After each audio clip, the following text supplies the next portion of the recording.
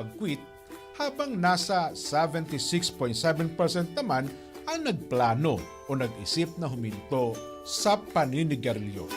Pero bakit nga ba tayo dapat umiwas sa paninigarilyo? Ayon sa World Health Organization o WHO, sigarilyo ang nangungunang sanhi ng kamatayan, disabilities at iba pang sakit. Sa buong mundo, nasa 8 milyon katao ang namamatay taon-taon dahil sa paninigarilyo, habang 1.2 milyon naman ay mga non-smoker na nalantad sa second-hand smoke. Sa pinakahuling report ng WHO, nasa 1.1 billion ang bilang ng mga naninigarilyo sa buong mundo at karamihan dito ay nasa low and middle income countries. Ito ang dapat mong malaman.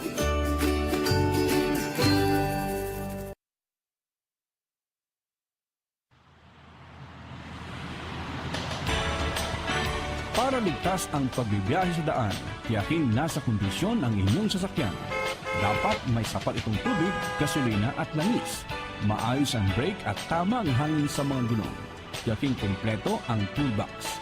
Isang paalaala para sa maayos na paglalakbay mula sa Radyo Agila.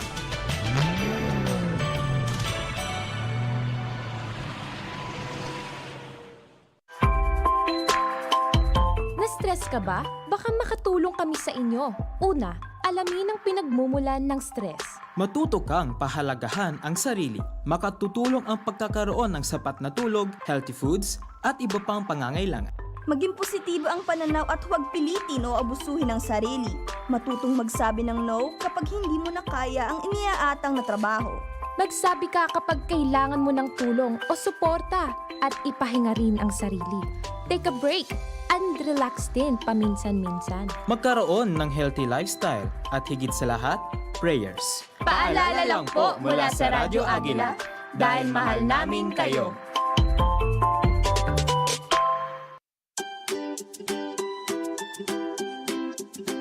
Ito ang dapat mong malaman. Ang pagkain ng prutas at gulay ay nagbibigay sa atin ng iba't ibang bitamina at mineral o ang tinatawag na micronutrients. Ayon sa mga pag-aaral, ang pagkain ng sapat na gulay at prutas ay nakatutulong upang makaiwas tayo sa iba't ibang uri ng sakit tulad ng cardiovascular diseases at cancer. Idagdag pa rito ang gastrointestinal health at pagpapalinaw ng mata. Sa food pyramid ay nasa ikatlong pinakamaraming dapat nakainin ang gulay at prutas. Sa mga bata, inirekomenda ang isang serving o kalahating cup ng lutong madahong gulay at isang serving ng ibang gulay. Kapag sinabing madahong gulay, ito ay kinabibilangan ng cabbage, lettuce, malunggay, pechay at talbos ng kamote. Habang kabilang naman sa ilang gulay ang carrots, eggplant, sayote at kalabasa. Sa prutas naman, para sa mga batang may edad 1 hanggang 6 na taong gulang, isang serving o medium size na prutas na mayaman sa vitamin C tulad ng bayabas, pinya, kiwi, papaya, mangga at orange. Bigyan din sila ng isang serving o medium size na ibang prutas tulad ng saging, mansanas at ubas. Ito ang dapat mong malaman. Mahigit sa 700 milyon na ang may edad 65 pataas sa buong mundo at madodoble pa ang bilang sa 2050. Japan ang may pinakamataas na bilang ng aging population, sumusunod ang Italy, Finland, Portugal at Greece. At dahil nagmamalasakit ang Radyo Agila sa kapakanan ng ating mga nakatatanda, narito ang aming paalala kung paano maging malusog at aktibo ang utak. Pag-inom ng tubig ng 6 hanggang 8 baso kada araw para ma-improve ang memorya at konsentrasyon. Pagkakaroon ng healthy diet, mas maraming gulay, prutas at isda, mas mabuti, hindi lamang sa katawan, maging sa kaisipan. Ang pagkakaroon ng sapat na tulog at exercise ay makatutulong din. Ayon na rin sa mga eksperto, ang pagsagot sa crossword puzzle ay nakapagpapababa ng panganib sa Alzheimer's disease. Importanteng habang nagkakaedad ay maging aktibo at malusog ang ating utak.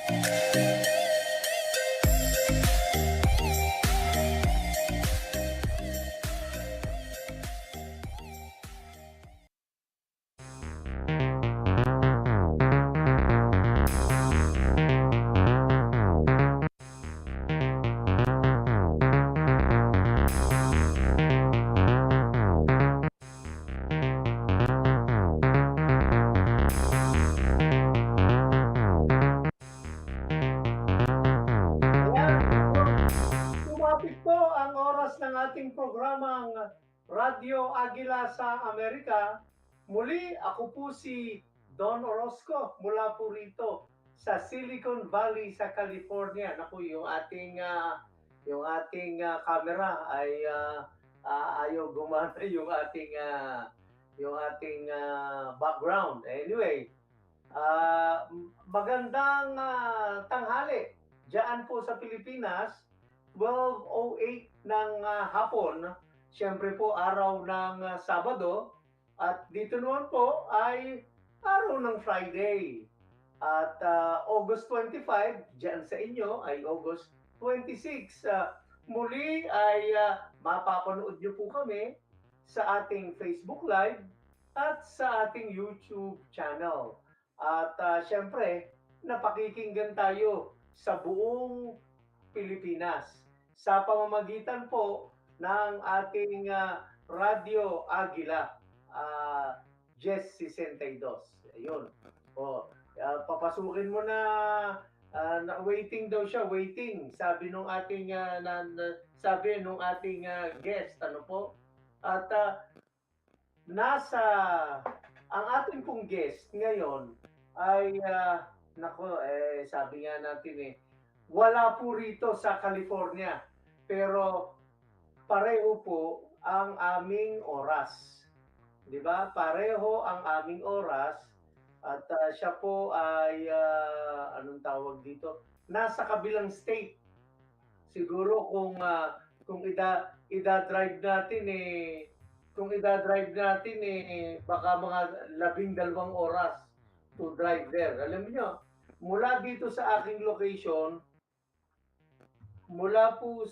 location ay at papuntang LA mga 6 hours. Pero pagka papupunta ka sa kanila ay 12 oras, no? Yan po ay nandyan sa may Portland, sa Oregon, 'di ba? At inaantabay natin at meron siyang parang mukhang technical problem, okay? Inaayos natin. Ako, talaga minsan yan ang problema, Bob, no? Pagka yung technology minsan ayaw makisama, ay hindi ka agad makapasok But anyway, kanina nag-try na po kami. Ang pinagtataka ko lang, bakit ngayon hindi gumana yung background? Pero maya-maya ay i-fix natin yan. Habang inaantay natin itong ating panauhin, ano? Yan, yan. Sabi niya, teka ha, I'll go out and come back. Ayun. So, antabayanan lang natin, no? So, teka ha. Siguro, Bob, mag-break nga muna tayo at i-fix ko lang yung kanyang yung kanyang sistema. Sandali po lamang, at magbabalik ang Radyo Agila sa Amerika. Sandali po lamang.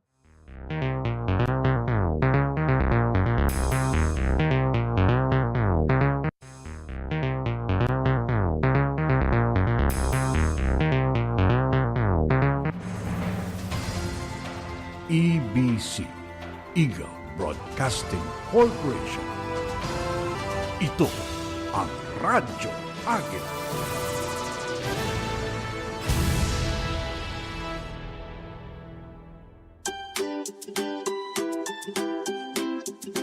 Ito ang dapat mong malaman. Ang pagkain ng prutas at gulay ay nagbibigay sa atin ng iba't ibang bitamina at mineral o ang tinatawag na micronutrients. Ayon sa mga pag-aaral, ang pagkain ng sapat na gulay at prutas ay nakatutulong upang makaiwas tayo sa iba't ibang uri ng sakit tulad ng cardiovascular diseases at cancer. Idagdag pa rito ang gastrointestinal health at pagpapalinaw ng mata. Sa food pyramid ay nasa ikatlong pinakamaraming dapat na kainin ang gulay at prutas. Sa mga bata, inirekomenda ang isang serving o kalahating cup ng lutong madahong gulay at isang serving ng ibang gulay. Kapag sinabing madahong gulay, ito ay kinabibilangan ng cabbage, lettuce, malunggay, pechay at talbos ng kamote, habang kabilang naman sa ilang gulay ang carrots, eggplant, sayote at kalabasa. Sa prutas naman, para sa mga batang may edad 1 hanggang 6 na taong gulang, isang serving o medium size na prutas na mayaman sa vitamin C tulad ng bayabas, pinya, kiwi, papaya, mangga at orange. Bigyan din sila ng isang serving o medium size na ibang prutas tulad ng saging, mansanas at ubas. Ito ang dapat mong malaman. Mahigit sa 700 milyon na ang may edad 65 pataas sa buong mundo at madodoble pa ang bilang sa 2050. Japan ang may pinakamataas na bilang ng aging population, sumusunod ang Italy, Finland, Portugal at Greece. At dahil nagmamalasakit ang Radyo Agila sa kapakanan ng ating mga nakatatanda, narito ang aming paalala kung paano maging malusog at aktibo ang utak. Pag-inom ng tubig ng 6 hanggang 8 baso kada araw para ma-improve ang memorya at konsentrasyon. Pagkakaroon ng healthy diet, mas maraming gulay, prutas at isda, mas mabuti, hindi lamang sa katawan, maging sa kaisipan. Ang pagkakaroon ng sapat na tulog at exercise ay makatutulong din. Ayon na rin sa mga eksperto, ang pagsagot sa crossword puzzle ay nakapagpapababa ng panganib sa Alzheimer's disease. Importanteng habang nagkakaedad ay maging aktibo at malusog ang ating utak.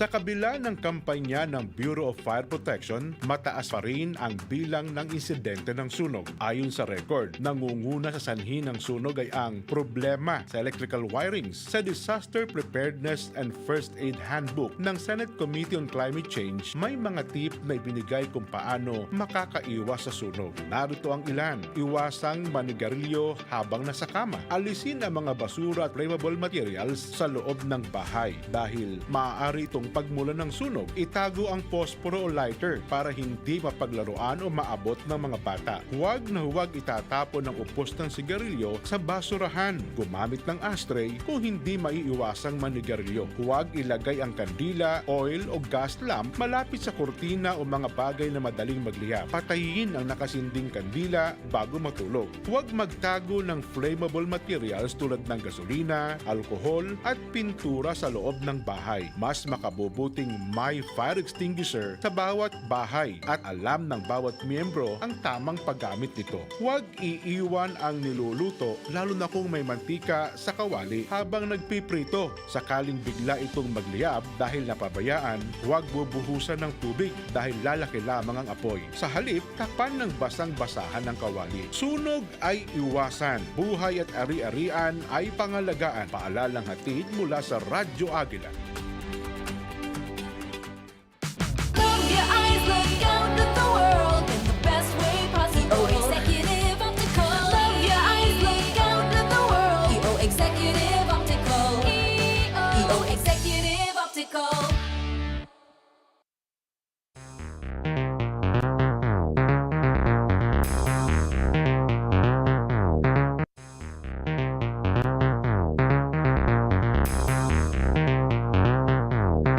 Ayan, nako, muli ay second time ng intro, no po. At nakakatuwa naman dahil sa kasama na po natin, kasama na natin yung ating panauhin, yung ating guest. Pero muli, ipapaalala ko lang po, teka muna, bakit ba parang merong echo? Bakit ba parang may echo ang tech booth? 'Di ba?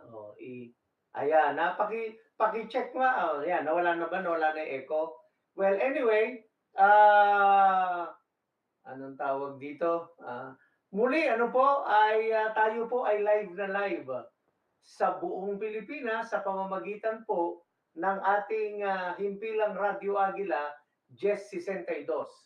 At tayo po ay live sa ating Facebook at YouTube channel. Ayun. 'Di ba? So, sino ba ang ating guest? Nako, ito pong ating guest ay baka sa maniwala kayo't hindi Siya po ay isang anong tawag dito? Beauty pageant winner. Napakarami eh, 'di ba? Pagkababanggitin ko, napakarami. So, idiretso ko na. Siya po ay from Portland, Oregon. Siya ay si Miss Marisa Pascual. Siya po ay isang Chief Healthcare Advisor. Yan, okay. Hello and good evening sa atin, Marisa, and magandang hapon sa Pilipinas. Good evening and magandang hapon sa inyong lahat sa Pilipinas. Yun, nako. Ang iksi mo ng intro mo, ang haba ng sinabi ko eh. Well, anyway, sabi ko kanina, magkaiba tayo ng state, Marisa, di ba? Oo. Magkaiba tayo ng state, pero buti na lang, pareho tayong West Coast. So, yung oras natin, parehas. Yes, sir. Di ba? Bakit tayo? Next Oo. door. Ngayon, gusto ko sanang sabihin sa iyo na yung anong tawag dito, yung medyo yumuko-yuko ka ng konti para nang sa ganon ay hindi putol yung ulo mo sa screen. Okay. Dito sa ating ayan. Putol ka, ayan, ganyan. Oh, kasi napapanood ka ng katakot-takot na tao sa Facebook at saka sa ating YouTube. At of course, napakikinggan tayo sa buong Pinas, di ba? O, alam mo, isa pong si Marisa ay binati ko lang sa Facebook, di ba? Sabi ko, Marisa, I think I like what you do, di ba? Yes. Pwede ka ba kitang ma-set up ng isang interview? So, nag-usap kami until finally, naging available na, di ba? At recently, Marisa, ay nandito ka sa California. I think it was just last week. Tama? Yes, sir. Mhm. I was there during the hurricane and the earthquake. Yeah, di ba? Yun ang sumalubong sa iyo, di ba? At hindi na masama na sumalubong sa ganun. Bakit? Aba, awardee po, no? Ng America Excellence Award, di ba? It was fun. It was exciting. It was nerve-wracking. It's all very good. Yun. At basically, yun ang ating, yun ang parang importante doon sa event na yun, di ba?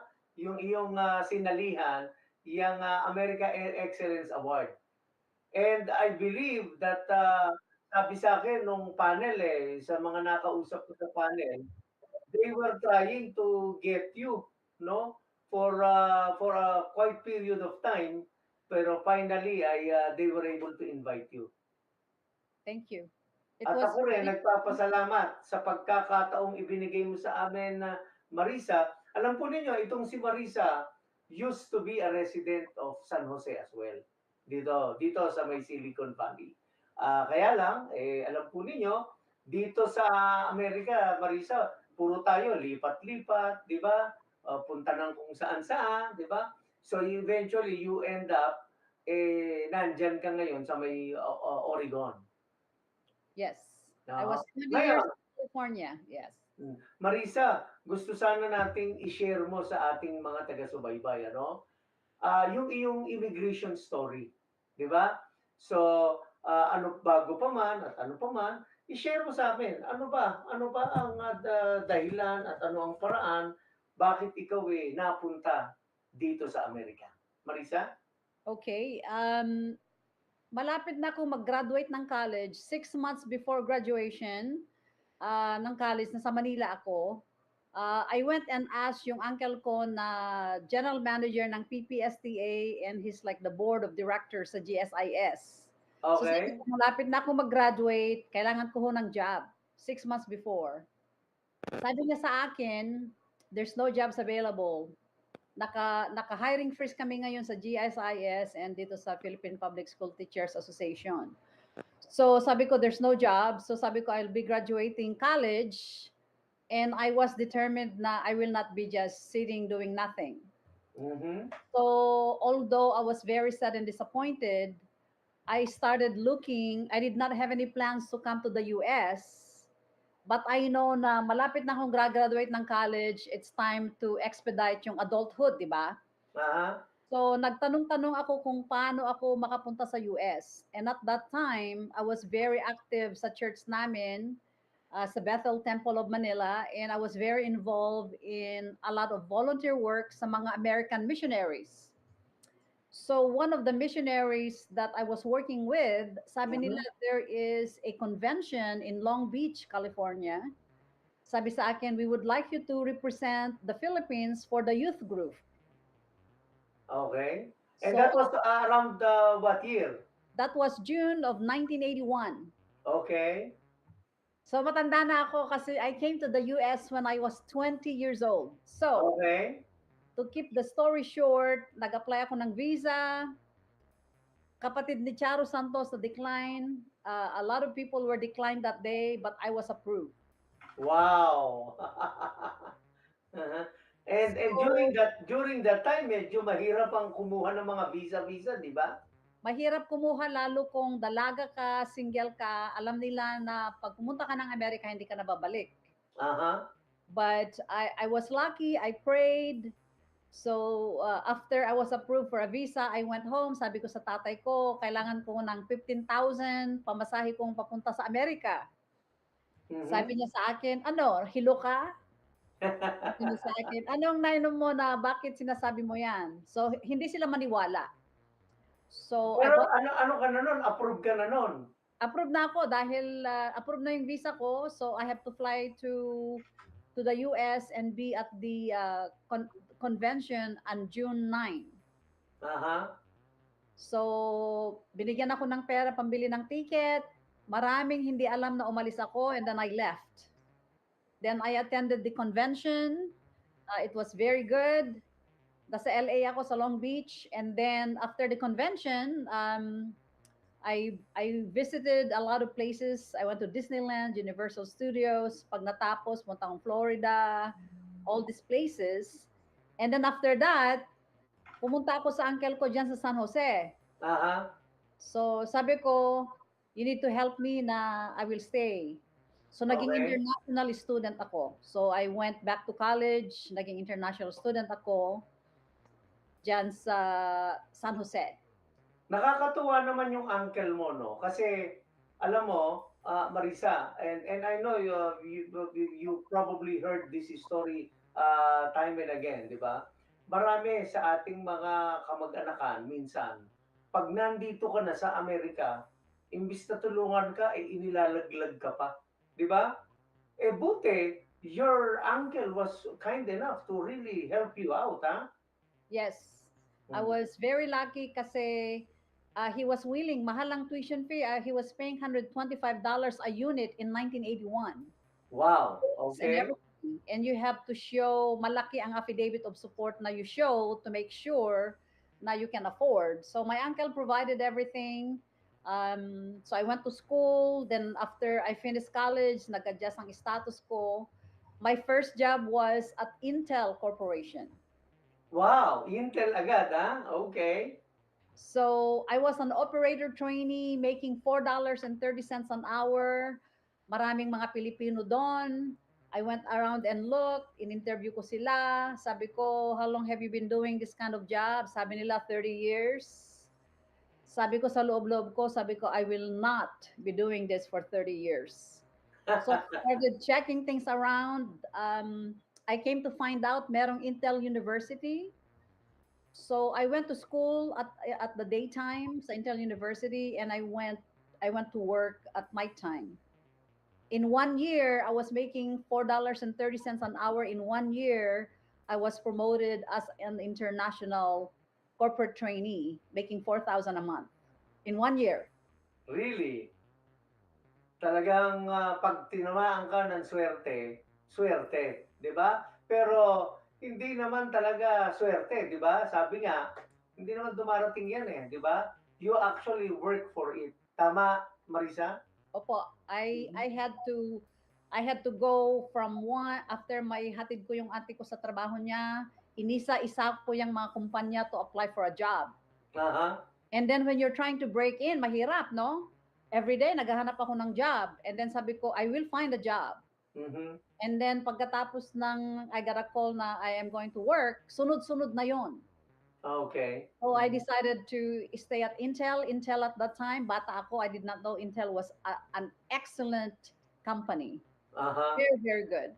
Mhm. So when you work hard, they recognize your hard work and you get promotions. Mhm. So within 1 year, na-promote ako, maraming mga, mga critic na, oh, kasi bata ka, maganda ka, Aha.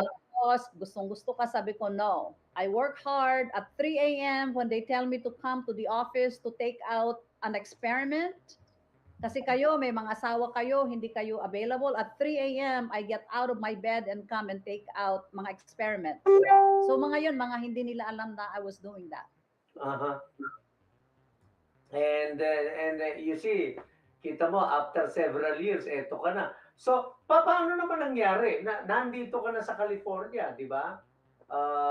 Ano ang point of entry mo nung ikaw ay dumating dito? San Francisco. San Francisco rin talaga. Okay. So, how did you end up moving to Oregon? Kasi alam mo naman, it will take you about 12 hours drive, di ba? Pagka magda-drive ka kung pupunta ka ng Oregon coming from here. How did you end up going to Oregon? In 2001, I got divorced. And Okay. all my families are in California. My mom was living in Seattle, Washington at that time. And Oregon, I did not know anybody here. And I wanted to start a life where I don't know no one. Okay. And then at the same time, I got a job offer to work as a mortgage underwriter for.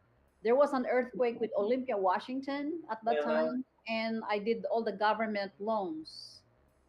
I was interviewed on June 4 when I moved to Oregon, and I got a job on June 5. I started a new job on June 5. Wow, talaga naman ano. Iba talaga yung pagtitiis, tiyaga, at yung focus pagdating sa iyong linya, di ba? At again, nakatutuwa naman at nakuha mo itong mga to. But from then on, do you travel back to the Philippines? At saan ka ba sa atin sa Philippines? I am from Isabela. Okay. So when I worked for Intel, I used to take 6 weeks off to go home. But I do side trips, Japan, mga Asian countries, and stuff like that. So I And was, that's every year. that's every year, yes. Mhm.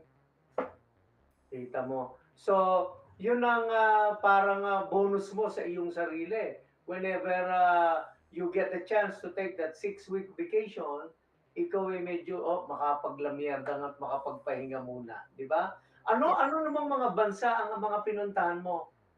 I've been to Japan, I've been to Korea, I've been to Europe, many places in Europe, but this is like 30 years ago. So Okay. I'm preparing. I wanted to go for 2 months, but I cannot find a company that is available to take off for 2 months. Uh, Naghahanap ka ha? Na, yes, and okay. I've done a lot of. I've been in all 48 states. So there's only two that I haven't been: New Mexico, but I've been in 48 states.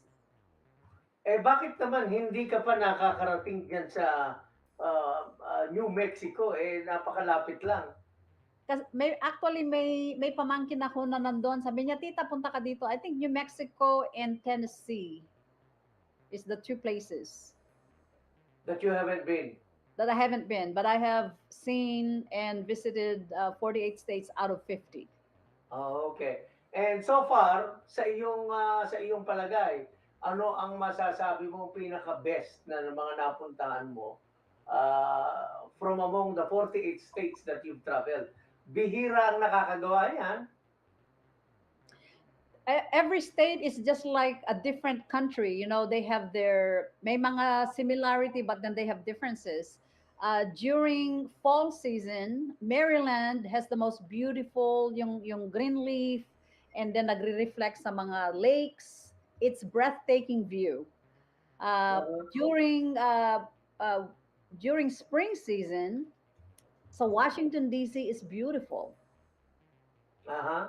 So we cannot really say what's the best one. When I used to live in California, I was told that the best state in the US is California.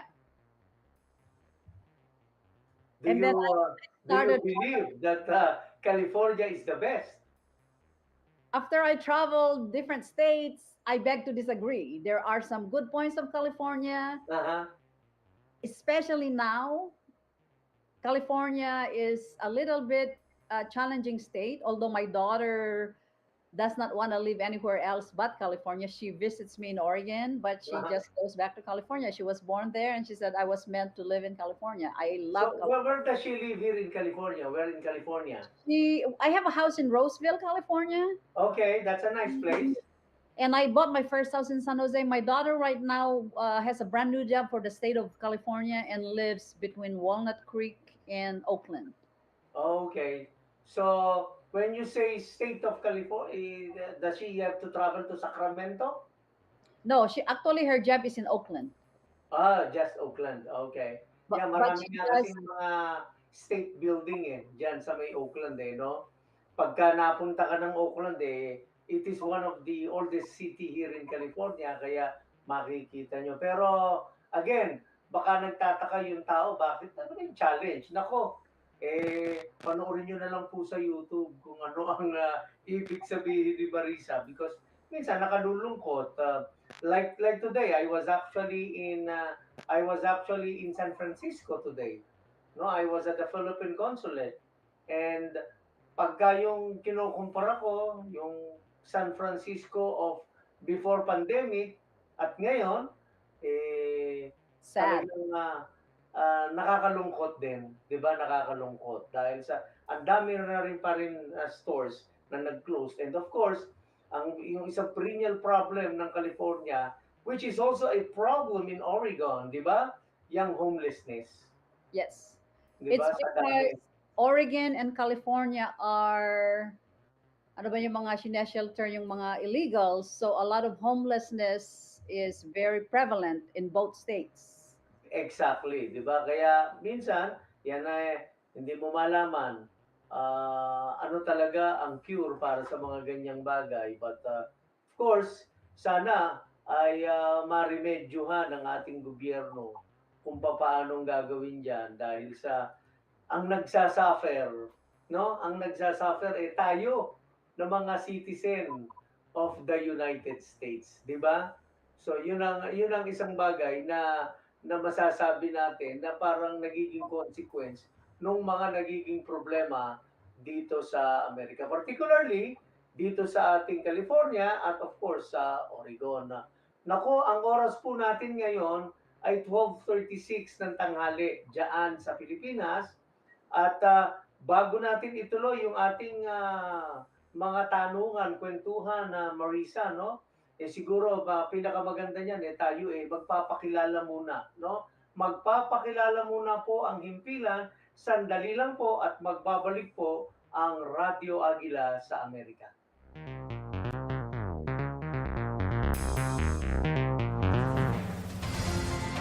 EBC, Eagle Broadcasting Corporation. Ito ang Radyo Agila.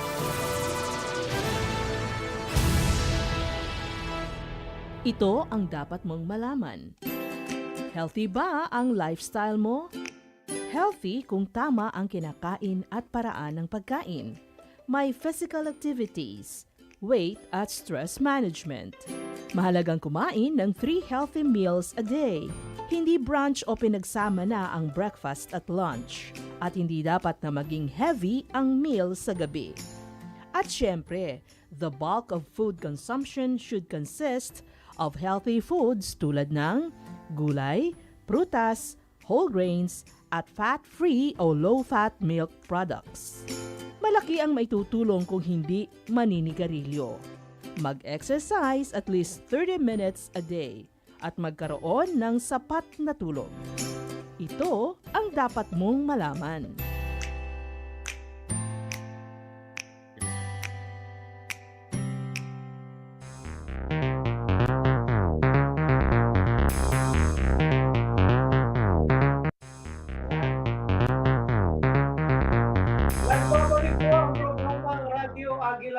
Amerika, ako pa rin po ang inyong kasama, si Don Orozco mula po rito sa may Silicon Valley sa California. Ang ganda pakinggan! Silicon Valley, California. Parang walang homeless, no? Parang walang... At ang ating kasama ay, sabi nga natin, siya po ay beauty queen. Siya po ay international philanthropist. Siya po ay isang healthcare chief advisor at may specialty siya, federal retirement consultant, no? So those are the things rolled into one. At yan po ay walang iba kung hindi si Miss Marisa Pascual ng Oregon. Hello, welcome back, Marisa. Hi! Yan, di ba? So, kani-kanina lang po ay isineshare ni Marisa yung kanyang mga istorya sa kanyang immigration, ano? Dahil alam po ninyo, lalo na dyan sa Pilipinas, lahat tayo halos practically, we have our, anong tawag dito? American dream, di ba? American dream. So, gusto ko lang sanang malaman, di ba? Since sabi mo dati you travel to the you have a 6 week vacation in a year's time and you spend it you spend it in the Philippines pero dadaan ka muna ng ibang bansa. So, yan ba yung paraan mo to maintain your connection to your home country, the Philippines, or is there any other way? Before internet, I used to call a lot. I remember na $3.95 per minute ang calls. Uh-huh. And I would spend a lot of money because, you know, you miss your family. Ako lang ang nauna dito eh. All my uncles' family are here except my dad kasi ang father ko refused the petition. So in my family, ako ang nauna dito. So when I first arrived in America, nandito yung mga pinsang ko, mga uncle ko, but my father, my mother, my brothers, sisters, wala sila. So lagi akong tumatawag noon. Mhm. So besides the fact that I go and visit them, the phone calls that we make all the time, like every other day or every weekend, something like that. I really literally spent a lot of money kasi pag you know you miss your family, you miss your family. Uh-huh. But thank God with the technology that we have today, now we can do FaceTime, we can Facebook. It was a game changer in connecting not only with our families but reconnecting with people from high school, from elementary grade, from college. Mhm. So it became a totally different life, and now we're connected, updated to Mhm. the minute even. Uh-huh. So You practically know everything they do, di ba? Lalo na pagka actively in social media, di ba? Oh, ang breakfast niya, pati yung ulam niya, alam mo na eh. Di ba? eh, so yun yung ano. Kaya sa atin, Marisa, we actually save a lot of money because of this technology as well, di ba? Although, we have to buy all of those gadgets, di ba? Kaya nga kanina, ang isang issue natin, alam po ninyo, kaya minsan nahihirapan kami. Ang problema po ni Marisa, kung anong gadget ang kanyang gagamitin sa dami ng gadget na hawak-hawak niya. Of course, we wanted to use the best, di ba? Kaya minsan yan po ang isang nagiging bahagi na technical problem, di ba? Pero of all the things that when you travel back to the Philippines, what would be the best thing, no? The most favorite things that you actually do? Well, of course, dito and of course sa Pilipinas. Kaya lang siyempre ang atmosphere sa Pilipinas different, relax, 'di ba? Dito talagang if you want to earn those dollars, sasakalin mo yung sarili mo.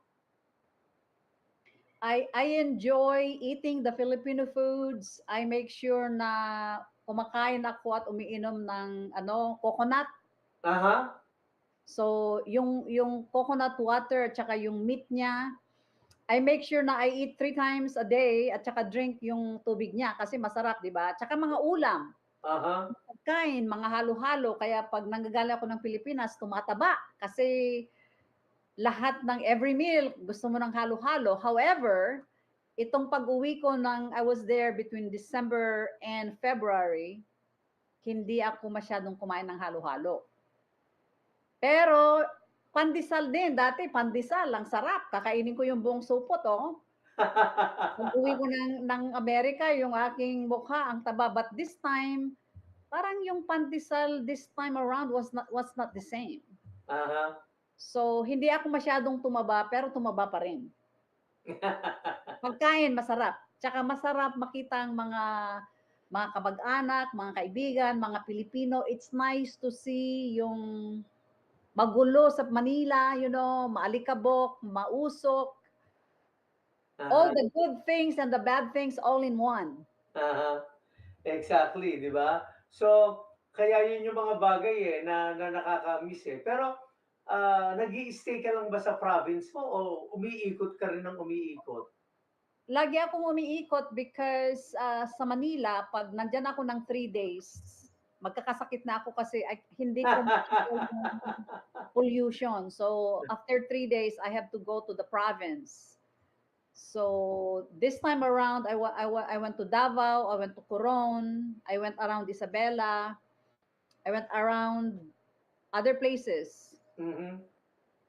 But I cannot Eh stay in Manila that long. but, it's a good thing. Dati ang Isabela, yang probinsya mo, dati parang napakahirap marating, 'di ba? Parang may Malayo. challenge, 'di ba? Buti ngayon, there's a lot of improvements now, 'di ba? It takes 6 to 8 hours of driving, sometimes all the way to 10 to 12 hours. Mhm. So the last 3 times that I went home, ano na lang ako nag-plane because 45 minutes, it's the convenience. Matanda na ako, hindi na ako pwedeng matatagtag ng 12 hours. So I have been flying, actually. Aha. Pero alam mo, kanina sabi ko nga, 'di ba? Ah, ikaw ay, napakarami mong, raket sa buhay, eh. Ah, and one of the things that was acknowledged to you yung pagiging sa beauty queen and then again, yung pagiging philanthropist, 'di ba? So, napakarami mong mga raket sa buhay na ito, 'di ba? Of all the things that you are into, what would be the best things, you know? What would be yung pinaka talagang natatangi na sabi mo, you do it with gusto. It is, kasi tayo lalo yung pagdating sa Amerika, we want to make a lot of money, we want to be very wealthy, we want to have a big house, we want to have a nice car. Typical yon. As I have gotten old, I have been practicing the living a life of significance.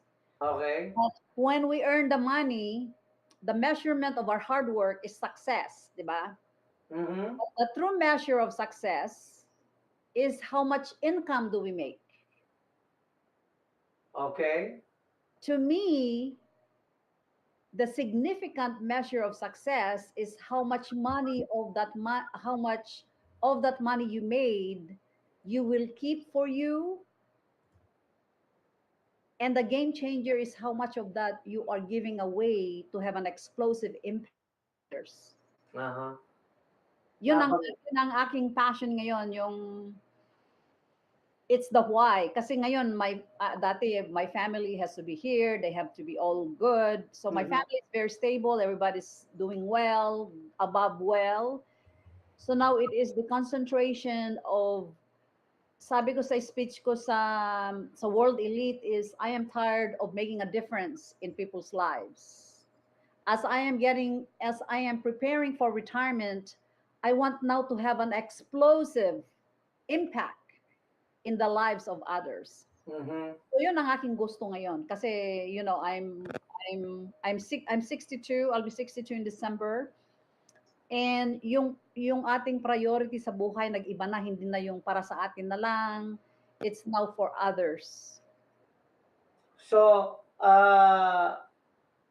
kumbaga, sa napapansin ko at batay na rin sa nakikita ko sa iyong Facebook, 'di ba? ay marami kang giving back to the community na mga activities, di ba? Is that how you define Marisa? Parang sabi nga natin someone that wanted to be a part of the community reaching out. Yes, when people give me one word or two words, is I am very confident and I'm extremely generous. What do you mean extremely generous? I give more than what I was given. Okay. I give sacrificially. I know a lot of, I'm in circles with a lot of very wealthy people, and they can afford to give a lot because they have a lot. Okay. Actually, I'm hearing like you should give your leftover. I said I can't do that. I cannot give my leftover. I need to give the meat. I need to give the steak and the lobster of what I have. Ayan. Kami nga ni Bob, bigyan mo ng si Bob yung aking, yan siyang nag-aayos ng ating tech di ba? Bigyan mo nga kami ng meat at saka ng lobster. Mhm. Oh. So, what moves you? Kasi, nakatutuwa yung passion na pagtulong, 'di ba? What moves you? Is that because of the experience that you had in life o ano? Nababanggit ko lang 'to kasi sabi ko nga dun sa sabi nga nung dentista na kausap ko nung minsan, do'n ba't napapansin ko yung marami kong kliyente from the Philippines, 'di ba? Puti itong doktor, eh. Bakit yung ngipin, puro mga sira na gano'n, 'di ba, mga ano, kako. Sabi ko, alam mo, sa Philippines kasi marami talagang came from poverty, na kami pupunta lang ng dentist pagka bubunutin na lang yung ngipin. 'Di ba, wala sa'ming maintenance, 'di Yes. ba? Kaya yun. So ikaw, ano ba ang mai-she-share mo sa amin pagdating sa gano'n? I came from a family na hindi naman kami mahirap na mahirap. I think Okay. we are okay. Okay. So nakita ko na mahirap ang mga tao. So growing up, I saw that na kami may mga sasakyan kami. We have a lot of cars. I've been driving since I was in fourth grade. So nakita ko yung surroundings namin na medyo mahirap. And Mhm. I can relate to that. So lagi ko sinasabi noon na when I have the opportunity na I came to America for a better life. Kasi okay naman kami sa Pilipinas, hindi naman kami Mhm. yung naghihirap na grabe. We're Mhm. okay. Pero sabi ko, pag pumunta ako in another country, I came here to succeed. I did not plan to come here to fail.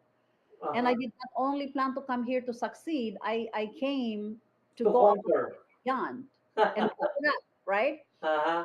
So then I have the opportunity to be able to give back. So it's originated from my grandparents, from my father, from our family as Pascual Mhm.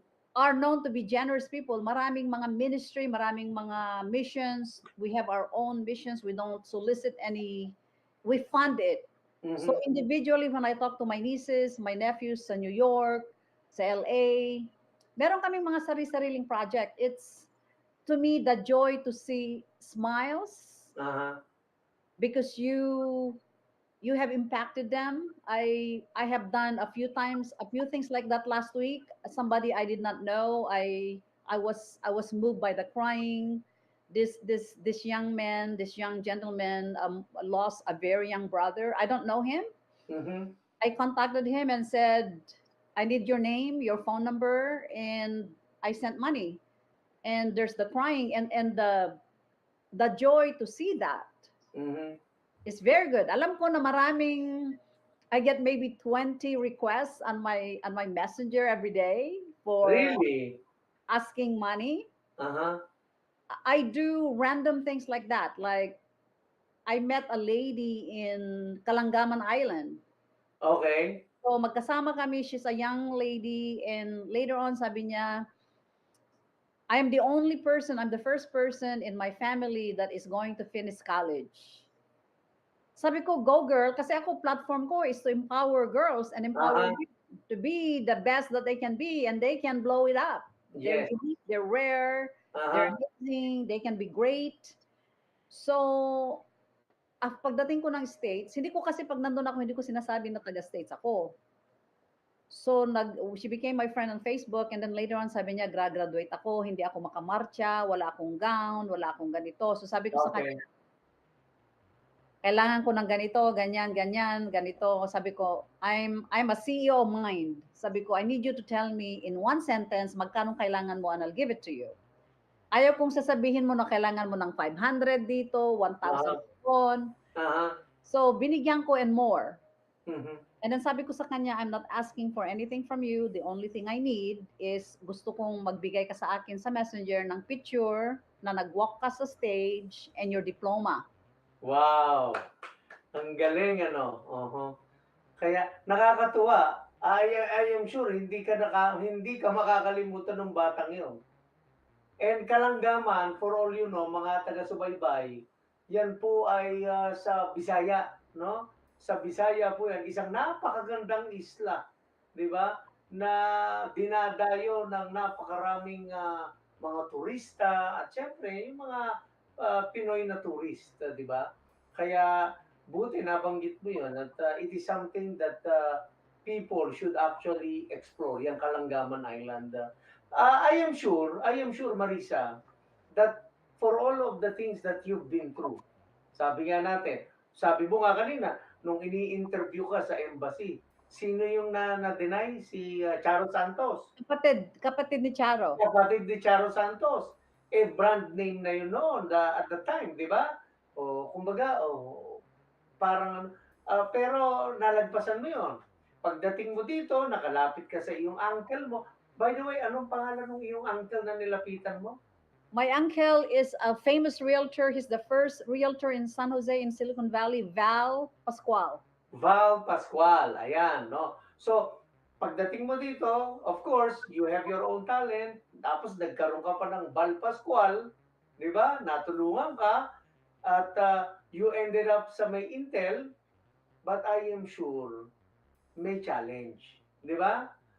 What would probably be the giant, no? Sabi nga natin, malaking challenge, no? Na overcome mo sa iyong pagpunta dito sa Amerika. And paano mo siya mai-handle? Ma-share mo ba yan sa ating mga taga-subaybay? Yes, as a matter of fact, marami akong mga kapatid that came down when everything is handed to them. Nung Mhm. bago ako sa Amerika, I cried every day. I go to the back of the house and cry kasi mamiss ko yung mga family ko. It's a brand new culture. Americans have totally different culture from the Philippines. Iba ang ating style dito, iba sa Pilipinas. And keep in mind, I was 20 years old. Mhm. It's my first time to be away from my parents. Mhm. So I have a lot of, tears. Umiiyak ka. And then I work two jobs and going to school. So imagine working two jobs and go to school. I have 2 hours sleep every day. I used to drive and eat at the same time. When I work at Intel, we had a pay cut in hours, and I went and work in another job. I used to sleep in my car. I sleep in my car. I eat while I'm driving. It was a very hard beginning, but when I used to cry and like frustrated, I look up to God and I said, I am going to make this. Kasi my why is my family. My Mhm. why is to make a difference. Mhm. So it's not easy. Kaya yung mga family na namin na nandito, may malaki ka ng bahay, magandang sasakyan mo, marami ka ng pera, they did not need to experience working two jobs, going to school, nakikitira sa kamag-anak. I look back to those days and I'm telling you, it shaped me to be. I think I'm a very strong person. I grew up or I was born to be bold, Mhm. but it made me a lot stronger. Ang confidence ko is unshakable. My faith in God is unshakable. That's one thing that allowed me to be able to overcome big challenges in my life. It's my faith and confidence. It I'm not. I tell a lot of people I'm not very smart. I have common sense. I can read between the lines. Uh-huh. But also, I know that God had chosen me. I'm rare, and I can be amazing if I allow God to use me. Exactly. Tinitingnan ko, ipinakikita namin yung while having this interview dun sa ating Facebook at saka sa YouTube channel. I'm actually showing some of the pictures that you shared with us, ano? Yung mga picture na beauty pageant. When was that and what was the contest about? I became Mrs. Philippines in 2012, Okay. and then I was Mrs. Philippines USA Tourism in 2019. I was World Elite International in 2020,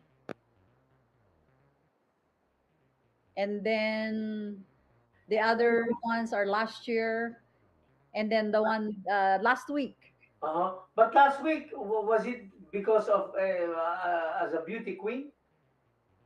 Those are designated titles. Those are not. Okay.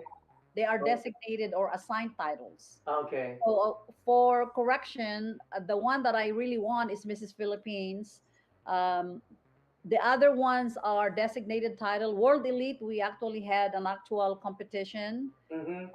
But the one from America Excellence Award are designated title, because when people are asking me, I said it's a designated title. I did not win it. It's assigned to me because I'm actual beauty queen.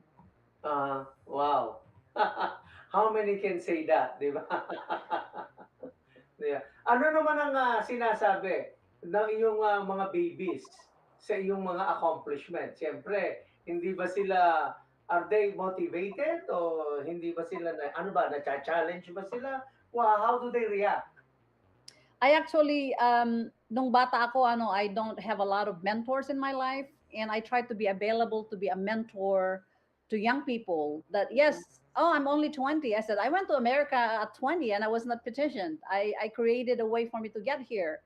So Mhm. at any age, especially young people, I motivate them. I mentor them. Mhm. I ask them what do they want in life, and I normally try to inspire them that if you believe that you can do it, have faith, look up to God for direction, and you can be an amazing. What I always been telling today is that laging sinasabi ngayon na you can be replaceable, right? Aha. No, you don't. If you are the best, the greatest, you are phenomenal, you're stellar. Make Reliable. yourself, you make yourself unique because you command attention and they will give you recognition and you are going to be irreplaceable. Exactly. Marisa, bakit mo masasabi na ikaw ay isang international philanthropist? In what manner and in what fashion are you able to do that? I'm involved in a lot of international projects. I don't only fund some projects, I'm actually there to volunteer physically. So I'm involved in many multiple projects. There's a lot of projects that I'm involved in, and I'm Uh-huh. going in unanimously. I There are some causes that I have been giving all these years, and I want to remain unanimous. Okay. And is there any particular is there any particular advocacy that you uphold? Uh, anong banda? Ikaw ba'y sa cancer, sa Alzheimer, o is there any? My advocacy is a balanced life. It has to We live to have a life of balance, because when we were young we make a lot of money, we work, we neglect our health. So today my advocacy is to live a balanced life. If you're successful professionally, you need also to be successful personally. Mhm. You need to take care of your health, because Mhm. a lot of people think I don't gain weight. I do, but I watch what I eat. I pay attention to nutrition. I take time to meditate, have a quiet time, take time to relax. So it is living a balanced life, because if you're successful in your business and you fail, your family life is a failure, you're not successful. Tama. If you Yan, have a oo. good family life and you have a good business life and you are sick because you don't take care of yourself, Mhm. and the thing is, health is wealth. We hear that all the time, but the Yes. thing is, health includes mental, physical, emotional, and above all, spiritual. Which leads me to this question, ano, na palagay ko this is my final question, ano. Yung iyong pagiging healthcare chief advisor, in what aspect? I take care of seniors with their Medicare programs.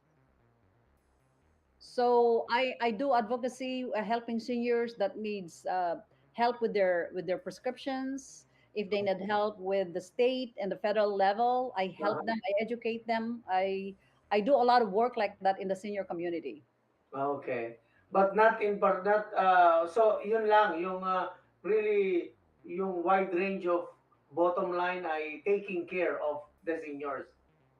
It's taking care of their health care. It's coordinating their care from primary Mhm. doctors to Mhm. specialists, Mhm. so that they get good, surgeons. At the same time, I'm making sure the doctors gets paid. I put them Okay. on good programs and things like Mhm. that. Is that like a business of some sort that you handle? Yes, I have a Anong contract. pangalan ng business mo? It's the Insurance Pro, but I have a contract with the federal government, Ah, and I have added in my portfolio on, because I don't know if you've heard about the sunset reset. okay. There's a provision that in 2017 there was a provision about uh, it's about ready to expire by the end of 2025, wherein if that's not extended, it's going to raise our taxes. So when I'm talking to seniors, there's a lot of concerns about taxations, a lot of concerns on inflation, our political climate, Aha. Mhm. and all the there's a lot of stuff, and I was inspired to help clients, my not only on their Medicare needs and advocate for their medications help, but now I have added into my portfolio helping seniors who are retiring or who are Mhm. retired, who have investments in high risk funds and high risk vehicle, and moving them to safety. And then Ayun. I don't know if you know, but before, most companies in the US provide pension plans. Aha. Today, that's rare. So, one of the things that I do is when I move those funds from risk to safety, we can also create a PPP. It's a personal pension plan that gives you a guaranteed income for life. Ayun, nako, it is, I think it is another thing to discuss, ano, dahil sa, sabi nga, napakaraming options, napakamabusisi, and there's a lot of technical terms, and I think that is something that we can actually talk about, siguro, pagka may pagkakataon, maulit ka na ikaw, maimbitahan ko uli dito sa aming programa.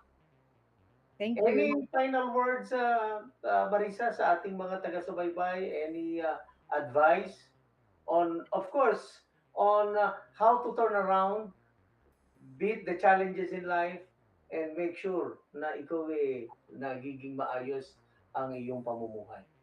It's a Marisa? pleasure. It's a pleasure to be here. It's a pleasure to talk to you finally, face to face.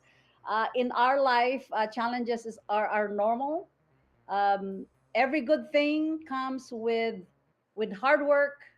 The thing is, it's not only hard work. We need to be smart. We need to be smart to know when to move. We need to act.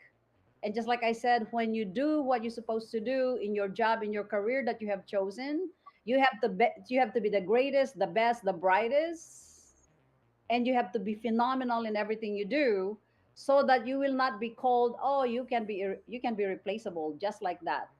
If you are the greatest, the best, stellar and phenomenal, you are irreplaceable. And your Mhm. performance cannot be ignored. It will command attention and it will demand recognition. So skip the faith, just don't give up. Be there and have the drive to win, and above all, be confident and have your steps be directed by the Lord. And stay beautiful. Stay beautiful. Being beautiful is not enough. You have to be Ayan. badass. You have Ayan, nako, yan beauty. po, no? Yan po, sabi ko nga, kita mo Marisa, sabi ko sa iyo, yung isang oras, sabi mo, parang nahahabaan ka, na ano, kita mo, well, of course, nag-umpisa tayo, medyo late, nagkataon na, pero it's 10:08 here in our country, and of course, it's past 1 o'clock in the Philippines, pero nakakatuwa yung atin, and I am sure that what you shared actually inspired itong ating mga taga-subaybay. And of course, yung challenge, madali talagang ma-overcome kung ikaw ay focused, di ba? Focused at determined sa buhay na ito.